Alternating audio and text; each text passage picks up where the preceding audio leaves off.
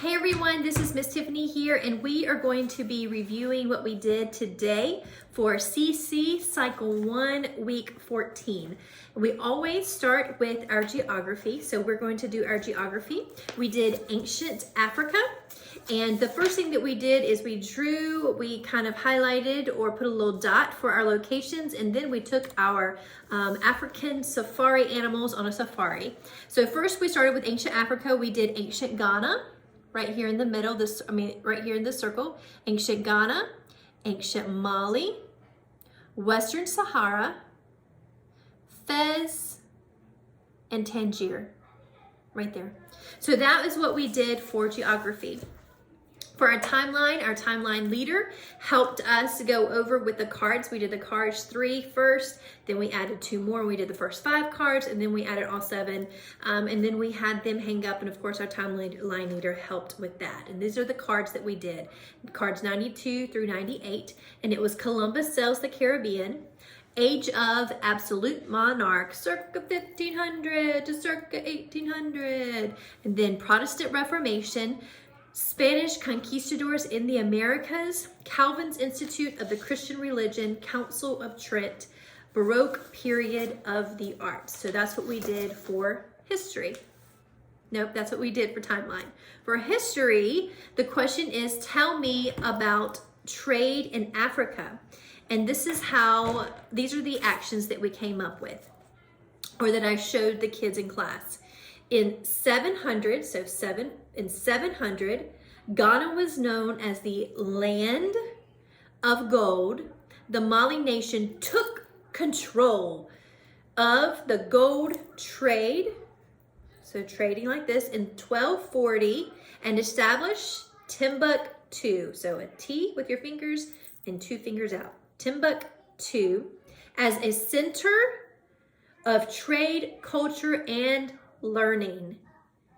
By the so we're going down the middle, by the mid 1400s, the wealthy, rub your fingers together, and powerful Songhai Empire controlled trade in Western Africa. Do an A for Africa. Okay, so let's do that with the music one good time. Let's see here. Tell me about trade in Africa. In 700, Ghana was known as the land of gold. The Mali nation took control of the gold trade in 1240 and established Timbuktu as a center of trade, culture, and learning. By the mid-1400s, the wealthy and powerful Songhai Empire controlled trade in Western Africa. All right, here we go. I'll do a little sway. In 700, Ghana was known as the land of gold. The Mali nation took control of the gold trade. In 1240, established Timbuktu as a center of trade, culture, and learning. Sorry.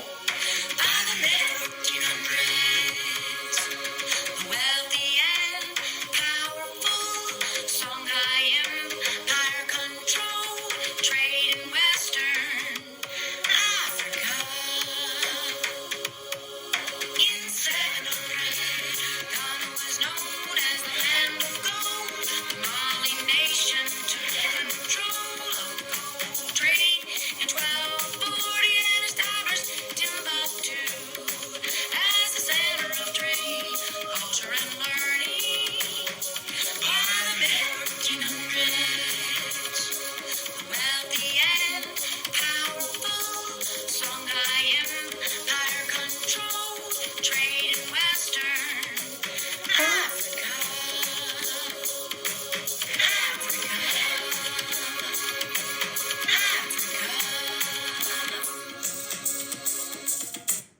All right, so that is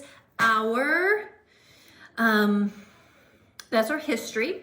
For math, we started our hokey pokey. So we started this week. It's going to be the first of several weeks where we do the math hokey pokey, and we did a linear equivalence. So 2.54 centimeters equals 1 inch, 12 inches equals 1 foot, 5,280 feet equals 1 mile, and 1 kilometer equals 5/8 of a mile. And this is how we did the hokey pokey. So We did, you put your 1 inch in, you put your 1 inch out. This is what I had the kids do, stand in a circle. You put your 1 inch in and you shake it all about, and then you turn. 1 inch equals 2.54 centimeters. That's what it's all about. Okay. Then we put our foot in the circle. So we stood up and we put our foot in. Put your 1 foot in, you put your 1 foot out, you put your 1 foot in and you shake it all about. And then we turn. 1 foot equals 12 inches. That's what it's all about. So for 1 mile, we put our whole selves, because it's the long distance, put our whole selves in the circle when we say, you put your 1 mile in, you put your 1 mile out, you put your 1 mile in and you shake it all about. 1 mile, then turn, equals 5,280 feet. That's what it's all about. So for kilometer, it's 5/8 of a mile. So we did just the top 5/8 part of our body. So we bend in like this, okay? So we said put your 5/8 of a mile in, you put your 5/8 of a mile out, you put your 5/8 of a mile in and you shake it all about. 5/8 of a mile equals 1 kilometer. That's what it's all about. Do the math, Pokey. We didn't do that in class, but that's what you're supposed to do. So that is the math, and that's the first of a long hokey pokey song. So that's what we have for math today.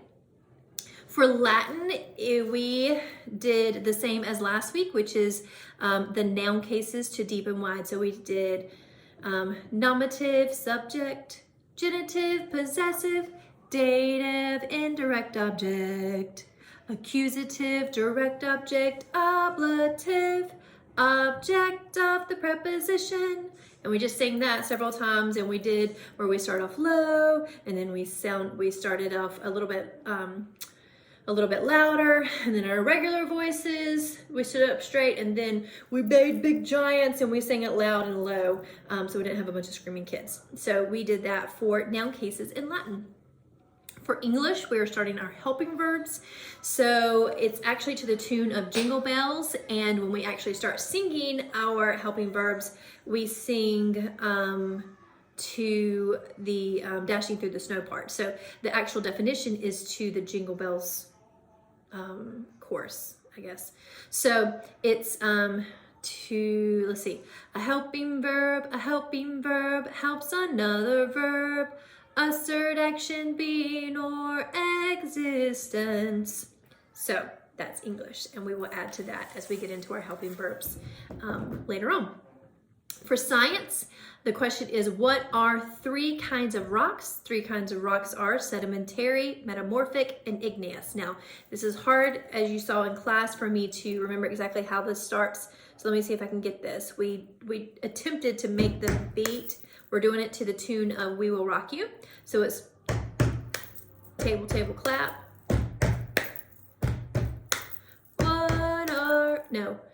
Sorry. 3 kinds of rock are sedimentary, metamorphic, igneous. That's it. 3 kinds of rock are sedimentary, metamorphic, igneous. So that's science. All right, so for our hands-on science, we did number 125, which is our spoon pen, and it was pretty cool to hear about the different tests to figure out what type of minerals, what these things are made up of, what kind of minerals they're made up of. So we did the streak test, which is the spoon, which we use, we call it the spoon pen, is what the book calls it. But it's really just a streak test. And we had we talked about minerals and what they are, how they're natural substances extracted from the earth. And we talked about different things that are, that make up minerals, or that are made up of minerals, or that we would consider minerals. We can even have building materials, jewelry, vitamins, household goods, different things like that.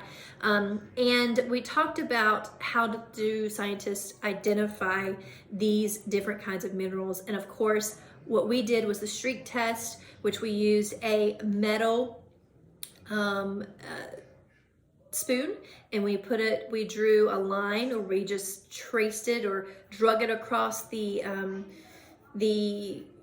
tile, and it made a line. And it's really just a powder, because it rubs off a little bit, and it's just powder is what it's leaving. And it's a gray color is what the metal leaves. It's a gray color. And what we found out was that different minerals leave different powder colors, and every mineral, so each mineral will always show the same color. So if it's made up of metal or made up of different things, it'll always show the same color. For example, what I thought was pretty cool, the coolest example that I saw was like copper will always leave an orange streak. Sapphires, is it sapphires? Gold will always leave a yellow streak. The graphite in our pencil will always use black streaks.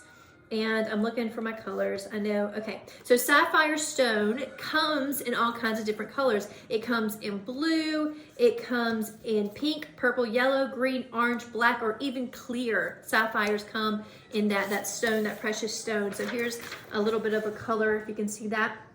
But the cool thing is that every time you do the streak test with it, the streak color will always be the same color white. No matter what color sapphire you do the streak test with, it will always come out, that powder or that line will always be the same color white, because that's what the mineral is made out of. And that's how scientists identify what the mineral is. The reason these are different colors actually is because there are other minerals inside of them, trace elements of those minerals that and they reflect those different colors. So that's what that is. And I thought that was cool. So we had fun with that. Then we did the sampler, which is where we had several layers of clay, and it was freezing in our room today. So because it was freezing in our room today, it was hard to get our clay moldable. We did our very best, and I think we ended up doing okay. But we took different color clay, and we layered it on top of each other. And then we took a straw, and we dug it down in, or we just pressed down, and then we pulled it out, and I cut open the straws, and we got to see, hopefully this is what we were supposed to, and I think we did in several of them. It was the smallest little thing ever, but we saw a tiny little just core sample of the different layers. And it's really just to show what scientists do with their core sampling machines. They have these huge machines. They can go down miles and miles into the earth. And in fact, the deepest it's gone, I think, that we've seen is 7.5 miles deep. We talked about how scientists do this to find out what's underneath the earth, if it's safe to build, or to see, what may have been there in the past, or what's happened in that location in the past. And we do this, we talked about just for those reasons, and I'm sure several other reasons as well. But we talked about how, we have the parts of the geosphere, you have the core, the mantle, the crust, and we talked about how we've really only gone into the crust. We haven't gotten to the mantle or the core, of course. The Earth's crust is 21 miles. The mantle is probably about 1,774 miles deep. And of course, the outer and inner core are going to be even longer or deeper. They use the word longer because it's a width. And anyway, so that's what we talked about, which I thought was pretty cool. And we got to demonstrate that ourselves with the clay examples and the straws. So that's what we did for hands-on science. For hands-on art, we did Ghiberti. And that, I actually don't have any examples. I had examples in class, I didn't bring them home with me. But Ghiberti was actually he sculpted and did things like that, and he would cover them in like gold-plated or bronze or things like that. So he would have actually lots of different artists work underneath him to help create these things, and then he would cover them. And we actually did that ourselves. We actually made sunbursts with some felt and some pipe cleaners. I've had a hard time with that word all day. Pipe cleaners, and we covered it in tinfoil, and then we rubbed it real good, and then we painted it black, and then we used a little bit at the end of class when it when it dried, the black paint dried, we took some sandpaper, and we kind of hit the highlights so it kind of looked aged. So that was pretty cool. We kind of did a work similar to what Gabberty, his work was very beautiful. He did the doors in the beautiful chapel, the beautiful church in, Florence, I think. I may have that wrong. So that is what we did today in Hands-On Science. But, okay. So that is it for cycle 1, CC cycle 1, week 14. If you have any questions, let me know. And I look forward to seeing you guys week 15. Have a great day.